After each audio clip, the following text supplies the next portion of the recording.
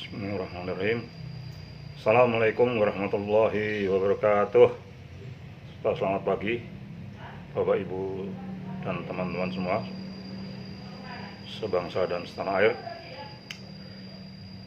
Akhir-akhir ini kita melihat di pemberitaan adanya suatu kekurangan pasokan batubara untuk PLN, hanya khusus untuk PLN, karena batubara tersebut sesuai berita itu adalah diekspor ke luar negeri. Ya, ini karena apa? Pasaran ekspor atau harga batubara di luar negeri itu sudah mencapai 400 US dollar per ton, per metrik ton.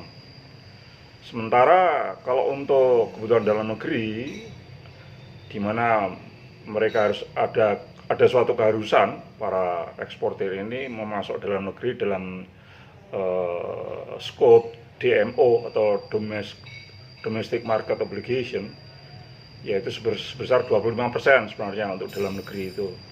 Tetapi harganya dipatok hanya 70 US dollar per metrik ton. Artinya cuman ya berapa itu, seperempat kurang lah ya harganya itu daripada yang pasaran luar negeri. Nah, di sini yang perlu digarisbawahi adalah munculnya berita-berita bahwa seolah-olah PLN kesulitan batubara, kan gitu. Padahal pada semester kedua ini dibutuhkan paling tidak berapa itu, sekitar 30 juta ton ya untuk kebutuhan PLN katanya. Cuman untuk membaca berita ini saya jadi mau ketawa. Lah PLN yang mana yang butuh batubara sedemikian besar itu? Karena PLN itu sekarang aset pembangkitnya sudah nggak punya. PLN Jawa Bali ya, kalau kita bicara PLN kan terutama Jawa Bali, karena kelistrikan di Indonesia ini kan 85% ada di Jawa Bali. Di PLN Jawa Bali ini pembangkit-pembangkit PLN yang dioperasikan itu hanya di bawah 3000 megawatt. Itu pun yang PLTA seperti Saguling, Cirata, Merica dan sebagainya, serta PLTGU, yaitu pusat listrik tenaga gas dan uap. Jadi tidak butuh batu bara sebenarnya. Memang total pembangkit di Jawa Bali ini adalah 41.000 megawatt lebih lah. Tapi hanya 2.700, 2.800 megawatt yang dioperasikan tiap hari itu. Artinya sekitar 38.000 megawatt PLTU dan pembangkit yang lain di PLN itu nganggur atau mangkrak, atau bahasa operasional sistemnya PLN itu disebut RSH, reserve shutdown, seperti itu.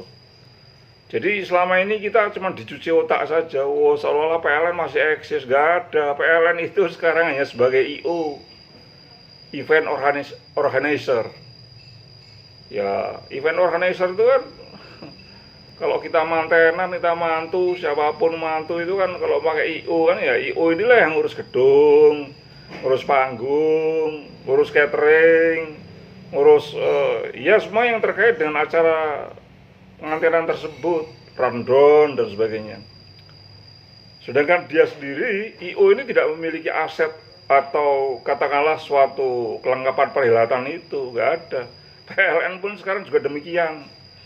Hanya ngurus pembangkit lah, pembangkit ini pagi ini harus dioperasikan dari Python Energy berapa megawatt, dari Celukan Bawang yang punyanya Senhua itu berapa megawatt, Jawa 7, Wadian berapa megawatt, kemudian PLTU Jawa 1 yang konsorsium antara ya nasional dan yang Jepang itu Marubeni ya, berapa megawatt. Jadi sudah mereka itu yang pembangkit PLN ini paling PLTA tadi yang saya sebutkan, Cirata, Saguling yang PLTA itu pun karena fungsional, karena kebutuhan dari peak load, beban puncak sore nanti. Biasanya beban puncak kan sekitar 2.700, 2.800 megawatt. Nah, itu diperlukan suatu tenaga yang tiba-tiba, ya daya yang tiba-tiba bisa dibangkitkan. Daya ini hanya dari PLTA terutama. Kemudian yang PLTGU seperti Maratawar, Cilegon segala itu Ya memang dibutuhkan, tetapi itu hanya untuk menjaga frekuensi aja. Frekuensi sistem agar tidak kedip-kedip gitu loh. Seperti itu. Tapi di luar itu nggak ada. Artinya PLTU PLN nggak butuh batu bara. Semua sudah diurus oleh independent power producer itu. Oleh asing dan asing itu yang di dalamnya ya sebenarnya ya banyak saham-sahamnya dari Pak Luhut, Pak JK, Pak Dahlan Iskan, Pak Erick Thohir gitu itu. Sebenarnya mereka lah yang ngurus langsung. Mereka langsung kemudian pasang harga aja ke PLN. Mereka gak peduli kok harga batu bara itu berapa ratus US dollar per metric ton. Ya dia mengoperasikan pasang harga nanti sesuai dengan biaya operasional itu. Kalau tadinya misalnya biaya operasional sebelum batu bara itu naik hanya sekitar 10 sen US dollar misalnya ini. Dan kemudian setelah batu bara naik menjadi 15 US dollar, 15 sen US dollar per KWH. Yang mereka tinggal ngikutin aja harga pasar. Ngikutin saja. Tinggal nanti di akhir tahun membuat hitung-hitungan. Biaya operasional untuk 2022 itu berapa? Total biaya operasional itu. Baik sebelum batu bara naik sampai batu bara naik itu berapa total biaya operasional kelistrikan itu. Kalau biaya operasional kelistrikannya mencapai 600 triliun, taruhlah begitu, ya sudah. Tinggal ngomong aja lewat PLN. PLN ini aja jadi juru bicara saja. IO sebagai juru bicara dari kartel untuk ngomong ke negara, ke pemerintah. Oh ya tahun ini, tahun 2022 600 triliun. Karena batu baranya naik atau bahkan 700 triliun. Kan gitu aja, tinggal lapor ke pemerintah sekaligus sebagai tukang tagih di PLN ini. Sebagai debt collector aja. Kemudian pemerintah setelah kemudian menutup sebagian dengan subsidi, oh ternyata bisa menutup biaya operasional itu yang 500 triliun misalnya. Oh cuma 500 triliun yang dibiayai pemerintah, ya sisanya yang 200 triliun itulah kemudian dicari hutang dari luar negeri, subsidi namanya, kan seperti itu. Jadi ya kita ini udah dicuci otak. Wah PLN kekurangan batu bara sekian juta ton. Siapa yang kurang? Nggak ada. PLN udah nggak punya pembangkit kok. Hanya kalau ada pembangkit di tepi laut yang kemudian ngebul, ya itu ya hanya sebagai standby panas saja agar tidak rusak itu mesin-mesin itu. Tapi ya tidak membutuhkan sampai jutaan ton batu bara, tidak seperti itu. Nah kita ini rakyat yang kemudian dicuci otak. Lah ini semua PLN masih eksis itu hanya karena apa? Ya karena dukungan subsidi sebenarnya. Pada saat besok nanti subsidi tidak ada lagi, sudah wassalam tugas PLN itu. Paling hanya ngurusin luar Jawa Bali. Itu yang diurusi PLN dalam konsep PLW, perusahaan listrik wilayah. Itu konsepnya dari The Power Sector Restructuring Program, konsep daripada itu bank-bank asing itu, World Bank, Asian Development Bank, IMF dan sebagainya dalam konsep The Power Sector Restructuring Program yang kemudian dijiplak oleh Departemen Pertambangan dan Energi sebagai the white paper kebijakan restrukturisasi sektor ketenaga listrikan. Itu Jawa Bali itu nanti udah diserahkan mereka. Ya swasta-swasta itu. Sekarang ini hanya tinggal nunggu subholding. Sekarang kan yang digarap instruksi dari Menteri BUMN itu kan hanya subholding pembangkit dan distribusi. Meskipun kemudian dibelok-belokkan dengan bahasa asing macam-macam lah, beyond KWH, beyond generation, macam-macam itu. Tapi intinya ngikutin aja kok mereka kok. Ngikutin itu konsep dari The Power Sector Restructuring Program itu. Konsep itu lahir sudah 1998 terus keluar tuh konsep itu sebagai follow up dari letter of intent 31 Oktober 1997. Seperti itu. Jadi memang ya sudah dijajah lagi. Nah kalau sekarang kita kemudian memperingati 17 Agustus yang keberapa ini? 77 atau berapa itu kalau nggak salah. Apa iya sih kita ini sudah merdeka? Itu pertanyaan besar kita. Kita ini kerjaannya hanya jadi makelar, hanya jadi broker, ngundang-undang investor, kemudian nyari utang luar negeri. Ini para pejabat kerjaannya cuma seperti ini. Kemudian cari fee dari hutang dan undang investor itu berapa. Kan begitu. Kemudian kejadianlah semacam sekarang ini. Ya kan? Seperti itu. Harusnya kalau merdeka, nah ini sekali lagi. Benarkah kita sudah merdeka? Kayaknya kemerdekaan ini hanya pantas untuk bangsa yang memiliki semangat kedaulatan. Untuk bangsa yang memiliki semangat kedaulatan. Ya kalau kita contohkan ya kayak bangsa Jepang itulah. Itu kan Korea Selatan, kan berdaulat itu. Sehingga memiliki sifat semangat berdikari. Nah, kita enggak. Ya sebenarnya waktu itu sudah dipompakan oleh Bung Karno dan para founding fathers itu kan. Makanya ada pasal 33 ayat 2, cabang produksi yang penting bagi negara dikuasai, cabang produksi yang penting bagi negara dan menguasai hajat hidup orang banyak dikuasai negara. Itu kan konsepnya para founding fathers yang saat itu ya para tokoh nasionalis lah, Bung Karno, Bung Hatta, dan juga para tokoh Islam seperti Mr. Kasman Singodimejo, Ustadz Nasir, Muhammad Nasir, kemudian Wahid Hasim dan sebagainya itu yang kemudian menelurkan pasal 33 ayat 2. Maka Pancasila dan UUD 45 ini kan memang semangatnya etatisme. Bahasa nasionalisnya itu etatisme. Bahasa ideologi Islamnya adalah takjul furuj. Bisa menyatu dalam satu intersection, satu irisan yang bersemangat kerakyatan. Tujuan kemerdekaan itu agar negara ini bersemangat kerakyatan. Sudah betul yang disampaikan Pak Jokowi itu nawacita. Tapi mana nawacita? Kehadiran negara di tengah rakyat. Ya, hadir itu bukan negara di tengah rakyat. Pejabat negara, oknum di tengah rakyat kayak Yusuf Kala, kayak Erick Thohir, kayak Dahlan Iskan, kayak Luhut ini hadir di tengah rakyat untuk bisnis listrik. Listrik yang mestinya secara takjul furuj dan etatisme tadi harus dikuasai negara, dikuasai mereka kok. Dengan berkonspirasi dengan asing dan asing itu. Ingat seperti ini sekarang. Ini kan sebentar lagi kan subsidi listrik mau dilepas ini.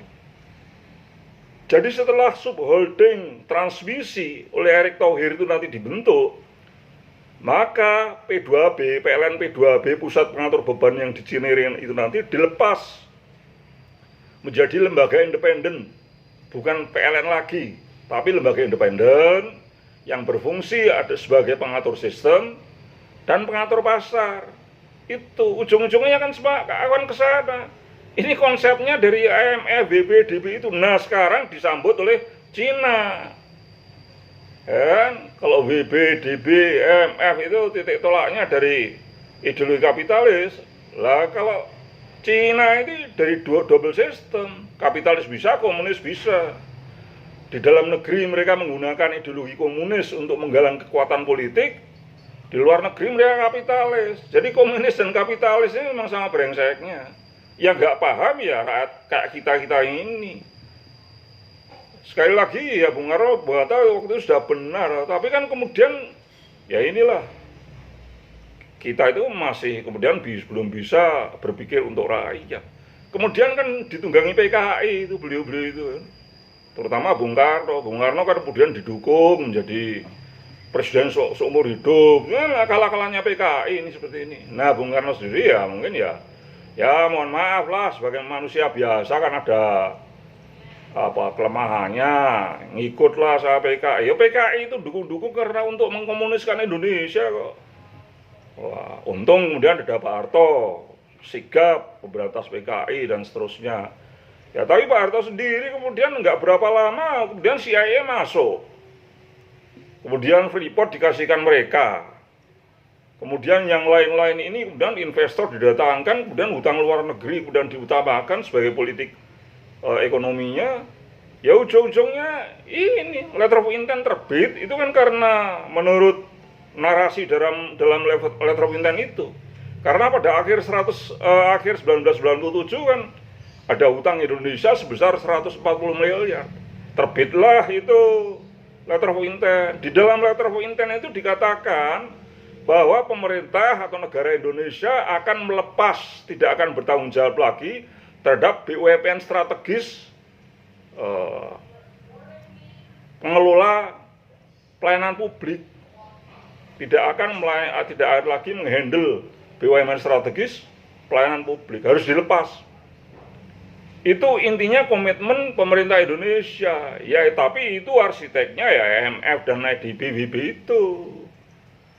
Kalau mereka ini kan di belakangnya CIA kan akal-akalan lah, seolah-olah tekadnya pemerintah Indonesia, ya kan, seolah-olah dari para petinggi. Padahalnya itu mereka yang mau. Mengapa BUMN strategis seluruh lepas?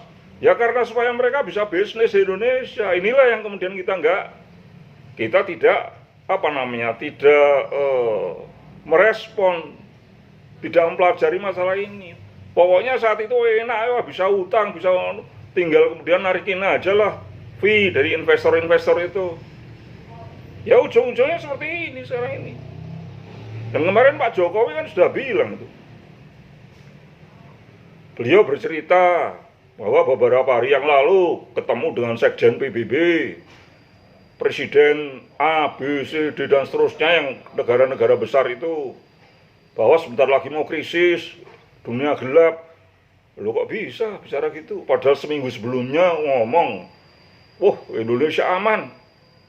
Ini yang indikator ekonomi kinerja pemerintah bagus, ya kan? Kemudian rasio hutang kecil dibanding dengan negara-negara ASEAN yang lain. Udah seperti itu kok tiba-tiba nggak sampai 2 minggu sudah berubah jadi, kita sebentar lagi mau krisis loh. Terus gimana? Dan memang iya, perhitungan kita mau krisis. Ini saya melihat aja dari sektor tenaga listrikan saja. Sektor ketenaga listrikan ini mulai 2020, Pak Jokowi harus tahu ini. Oleh para beliau-beliau itu yang sering-sering saya sebut namanya itu, sudah dirubah menjadi mekanisme pasar bebas. Jawa Bali ini semua pembangkitnya kecuali hanya yang 2.700 mega itu sudah mereka. Padahal kan Jawa Bali ini perharinya sekitar 27.000 sampai 30.000. Oleh PLN hanya sekitar 2.500, 2.700. Artinya kurang dari 10%. Sudah mereka. Nah mereka ini kemudian ya tiap tahunnya nanti ditagihnya di akhir tahun itu, oh aku biaya operasional sekitar 100 triliun. Ya mau tidak mau kan kemudian wah keluar subsidi, kalau masih mau keluar subsidi. Tapi kalau tidak, mungkin karena RRC sudah tidak mau ngutangin lagi, kemudian dari Amerika tidak ada keluar utang lagi, dari negara-negara kreditor sudah tidak mau lagi ngutangin Indonesia, kan mau tidak mau melepas subsidi. Nah kalau subsidi listrik yang biasanya 200 sampai 300 triliun per tahun, kemudian harus ditanggung oleh sekitar 70 juta konsumen listrik, mau jadi berapa rupiah per kWh? Bisa-bisa menjadi antara 3.000 4.000 rupiah per kWh, sama dengan Filipina, sama dengan Kamerun, sama dengan Sri Lanka, Angola dan sebagainya. Ya sama kok. Karena negara-negara itu kan satu tipikal dengan kita, yaitu tidak bisa mandiri. Tidak bisa mandiri. Kalau yang negara-negara mandiri kayak Jepang, Korea itu ya memang ada lah krisis, tapi ya itu dampaknya dampak ekonomi biasa kok. Bukan terus kemudian krisis kayak Sri Lanka itu. Tapi Indonesia akan kayak Sri Lanka itu sangat masuk akal. Karena memang tidak memiliki kemandirian. Tidak memiliki kemandirian dan ya terus terang programnya itu over optimistik. Kan seperti itu. Ya kan? Seperti ya era Pak Jokowi kan, wah tiba-tiba ada proyek 35.000 megawatt. Padahal itu kan setelah kami dari PLN itu kan cuma 18.000, cukup kok. Wah dipaksakan. Nah, sekarang oversupply 68,1%. Baca itu Pak Jokowi di majalah Gatra itu. 68,1% kalau di megawatt kan adalah sekitar 26.000 megawatt. Itu tidur tiap harinya, itu tidur. Jadi ya inilah karena mental kita yang tidak siap merdeka. Mental kita tidak siap merdeka. Jadi kita pertanyakan lagi. Dulu sudah bekerja keras para founding fathers untuk merdeka, setelah merdeka kembali lagi seperti sekarang ini. Kasihkan lagi ke penjajah. Ya memang karakter kita, tabiat kita belum merdeka. Percuma. Paling ya satu kali kemerdekaan, setelah itu hancur lebur lah. Kira-kira seperti itu. Ya ini, ya saya harapkan menjadi perhatian kita semua, menjadi suatu introspeksi, bukan kemudian menutupi suatu performance yang jelek, terus seolah-olah tidak terjadi. Ya kalau faktanya terjadi, bagaimana? Ini sekali lagi kuncinya karena kita tidak mandiri. Itu aja. Baik Ibu, Pak Presiden, terima kasih. Assalamualaikum warahmatullahi wabarakatuh.